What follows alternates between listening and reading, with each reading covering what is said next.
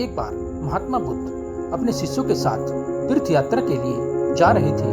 चलते चलते रास्ते में एक गांव आया। महात्मा ने कहा, आज का विश्राम इसी गांव में करते हैं। यह कहकर शिष्यों सहित उस गांव में चले गए। गांव के लोगों ने महात्मा को देखा तो बहुत प्रसन्न हुए और महात्मा के लिए बहुत अच्छा आसन लगाया। सभी अपने घरों से अच्छा अच्छा पकवान बनाकर लाए। रात होने पर सभी बच्चे बड़े स्त्रियां महात्माओं के पेट दबाने लगे और आराम से बैठकर ज्ञान की बातें सुनते रहे। सुबह हुई तो महात्मा बुद्ध ने गांव वालों से कहा, अच्छा अब हम चलते हैं, आप सभी हमें जाने की अनुमति दें। गांव वालों ने कहा, महाराज एक दिन तो और रुकिए। लेकिन महात्मा ने कहा, नहीं बच्चों, अब हम जाते हैं, कभी फिर आएंगे। यह कहकर महात्मा चले गए और चलते हुए महात्मा बुद्ध ने गांव वालों को वरदान दिया और कहा, सब के सब उजड़ जाओ। यह वरदान देकर महात्मा चले जाते हैं। चलते चलते शाम हुई तो महात्मा एक दूसरे गांव में पहुंचे। वहां पहुंचते ही बच्चों का बड़ा सा झुंड दौड़ा आया और महात्माओं को चारों तरफ से घेर कर कोई मिट्टी फेंकता है तो कोई कीचड़ फेंकता है और कोई शोर मचाता है। महात्मा लोग बड़ी मुश्किल से उनसे पीछा छुड़ाकर एक जगह गए और जो अपने पास फटा पुराना कंबल था बिछाकर बैठ गए। काफी देर बाद गांव के कुछ बड़े व बूढ़े आए। वे सब भी महात्मा को देखकर हंसने लगे, मजाक उड़ाने लगे। एक जवान ने तो महात्माओं का कंबल ही छीन लिया और कहा, इनके क्या काम आएगा, कम से कम मेरी भैंस तो उड़ेगी।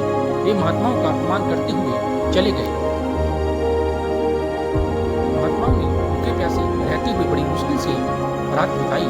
सुबह होते ही महात्मा चलने लगे और चलते हुए महात्मा बुद्ध ने गांव को वरदान दिया, सब के सब बसे रहो। गांव से काफी दूर जाने के बाद जंगल में एक तालाब आया और कुछ फल के पेड़ नजर आए।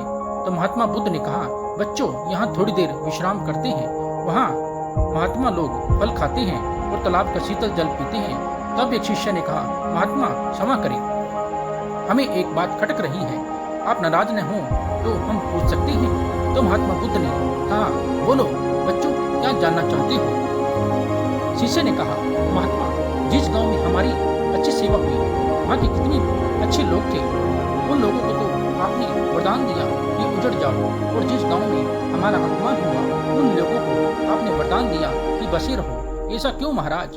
तब महात्मा बोले, देखो बच्चों, पहले गांव में कितने अच्छे विचारों के आदमी थे, वह आदमी उजड़ जाएंगे तो दुनिया के कोने कोने में फैल जाएंगे और जहाँ भी जाएंगे सभी को अच्छे विचार सिखाएंगे, इसलिए मैंने उनको उजड़ जाने का वरदान दिया।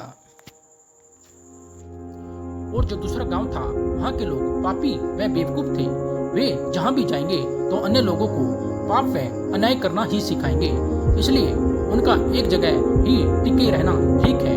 इसी कारण मैंने उनको वरदान दिया कि बसे रहो। महात्मा की बात सुनकर सभी शिष्य अत्यधिक प्रभावित हुए। तो दोस्तों, आपको हमारी ये कहानी कैसी लगी कमेंट बॉक्स में जरूर बताएं और वीडियो को लाइक और चैनल को सब्सक्राइब करना ना भूलें।